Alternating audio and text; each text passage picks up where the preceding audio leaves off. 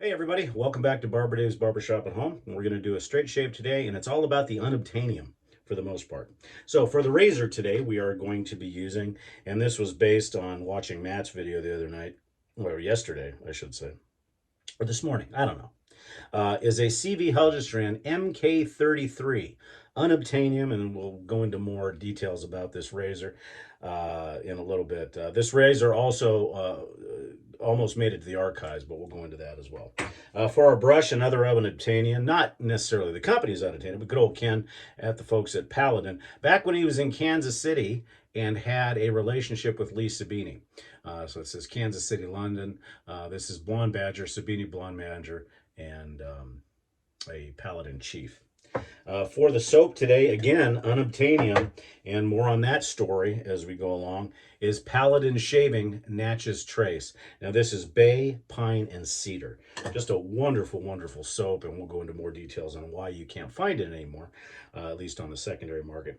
And then an aftershave I haven't used in, gosh, a long time. And it goes with the bay, and it goes with the pine and everything else.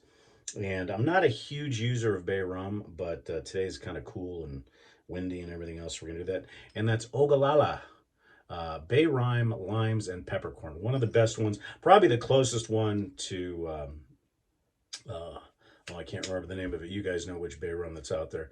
But it's just absolutely a wonderful, wonderful bay rum. And that's going to be it. Don't have a lot to mow down today because I did my nighttime hobo shave last night, but it'll still be enough.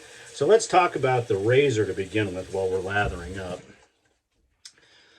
When I received the MK33, which is a 7/8, part of the wonderful, wonderful CG Heljestrand MK line, it was in pretty rough shape. And I was not honing razors back then, so I sent it to a very, very well-known razor honer on the forums, and called me and said, it's hopeless.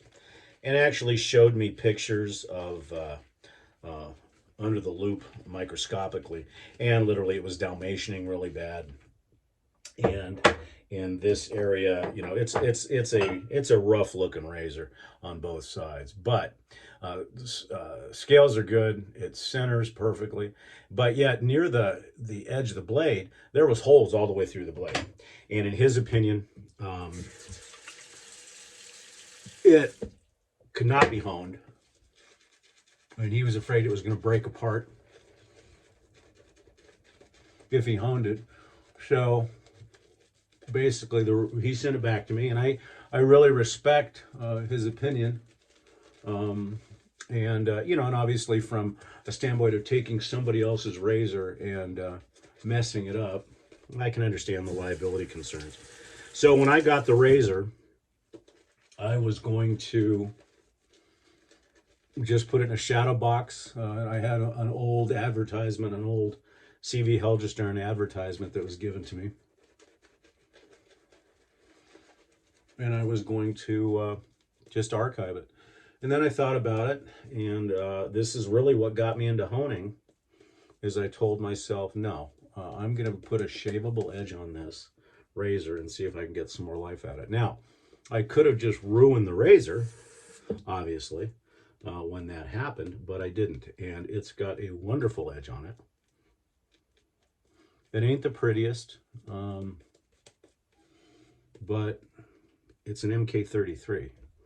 If you can find an MK33, you're lucky. They're not easy to find. I've only found one, and this is it. And it's, like I said, it's not the prettiest. It does look a little bit like a Dalmatian. It's got some, it had some geometry issues, but once it took an edge, and that goes to show you that Swedish steel, no matter how screwed up it is, you know, because literally at the bevel edge, there's holes through the blade, and but she's still holding tight. Now at some point I'm sure I'm going to have to sunset her, but I'm not going to do it for the time being. And I don't shave with it that often. Reason why I'm shaving it is that I saw Matt shaving with it. Also, by the way, don't forget, Down here, www.theshavingcadre.com, and then up here throughout the video, look for other channels to take a look at, including how to learn how to straight shave. This has been stropped 60 and 120, because like I said, I haven't shaved with it for a while. And this is, the 33s are a 7/8 plus, full hollow.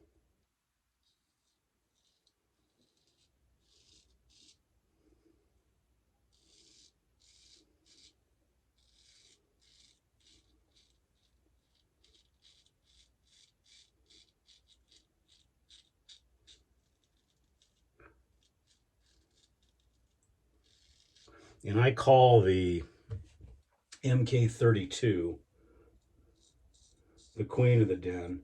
Well, the MK33, this would be the king.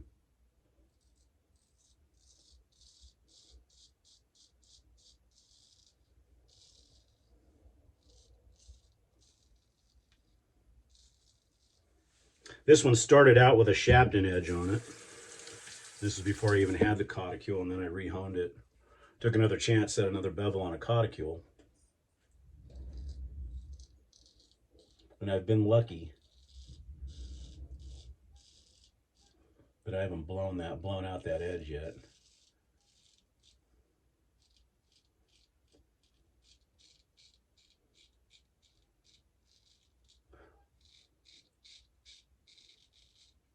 As is the case with most Helgestrands or Eric Anton Bergs or any of the Swedish razors, you really should only have to set that bezel once.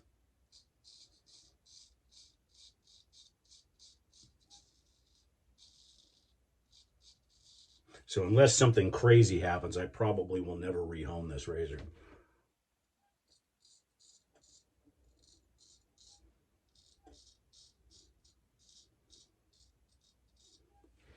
But even with all the Dalmatianing, all the problems with the blade itself, including its very own air conditioning, as you could say,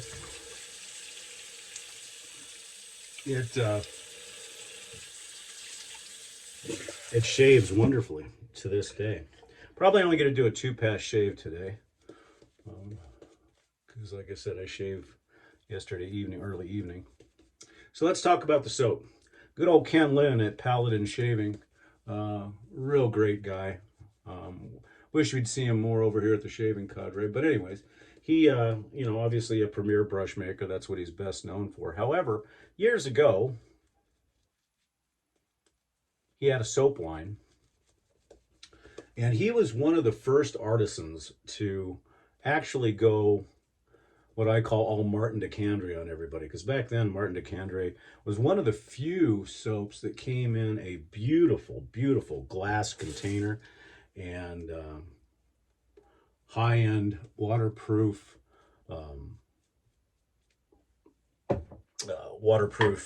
packaging, just top notch. Well, being the fact that it's Ken and it's Paladin, he did the same thing. He actually went and sourced some beautiful, beautiful, heavy glass jars, just absolutely beautiful. A dark, rich glass jar, which I'll show you here in a minute. Just beautiful, beautiful coloring. Each soap had a story behind it, and he had somebody else make the soap for him. And it was fairly, you know, at that time, you know, it was, I think it was about 34, 35 bucks, which, you know, back then, people, you know, 30 bucks was a lot for a soap. But as I've said on my channel a billion times, if you like it, price doesn't matter. But anyhow, so it was selling okay, and I had not received it yet. But I did an interview for the radio show some years ago with Ken, and we got to be pretty good compatriots. And he told me the story of why things weren't selling. Well, the soap maker had, you know, and he had hired this soap maker to take his scents, in other words, scents that Ken developed, and make the shaving soap. And he did. However,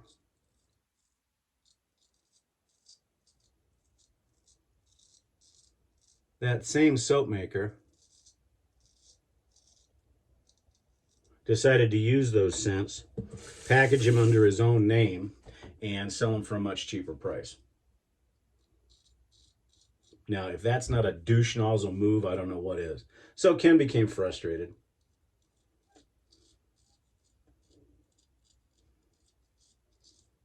You know, with some advertising and anything else, he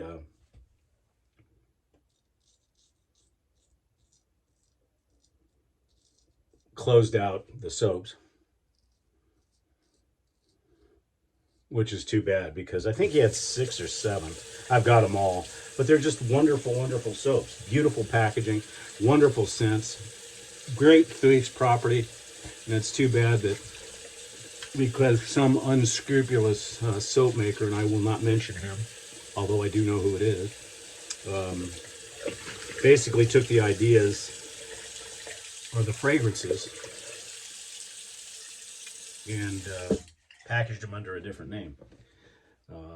You know, it's one thing to give an homage to somebody and look at a formula, but when you take scents that were developed and then just package them and then sell them at a discounted price, that just makes it hard. And you know, and back then, wet shavers were a very frugal bunch, and if they could get the same flavor and the same performance, knowing that it's the same soap out of that, then that's what they were going to do. So it's sad, but didn't really affect Ken and Paladin too much. You know, like I said, one of the premier soap makers, one of the premier brush makers in the United States. And yes, that was Proraso Alum.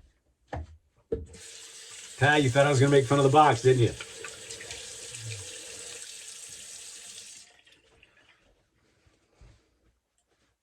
I only did 2 passes today because that's really all I needed. Again, the razor, a CV Heljestrand MK 33, just a beautiful razor as far as performance and everything else. It's a little bit of an ugly duckling, but like I said, it's Unobtanium. As is all the other stuff pretty much in our shave today, except for the bay rum. Everything else is pretty much Unobtanium. And of course, non-Unobtanium is Thayers Lavender.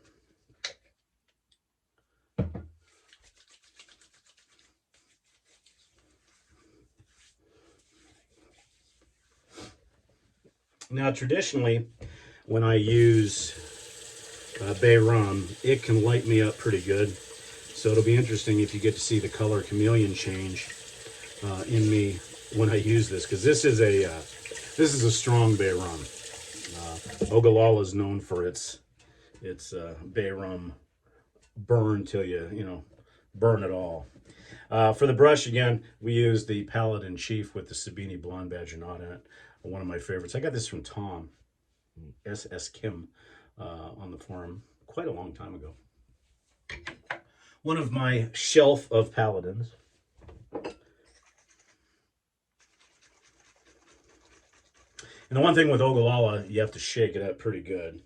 And I've had this bottle forever as well. Oof, that's some heavy-duty bay rum.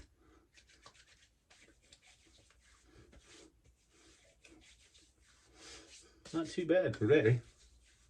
Oh, there it is. Here comes the fire. I knew it was going to happen.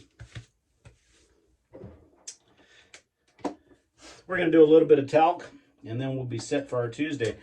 Folks, we appreciate you joining us at Barber Dave's Barbershop at Home for the videos each and every week. This will be the last one. The next video we do will more than likely be from Las Vegas. So we hope everybody enjoys the rest of the week. Again, come see us at www.theshavingcadre.com. And for those of you TSC members that are going to Las Vegas for our first annual meetup, we'll see you there.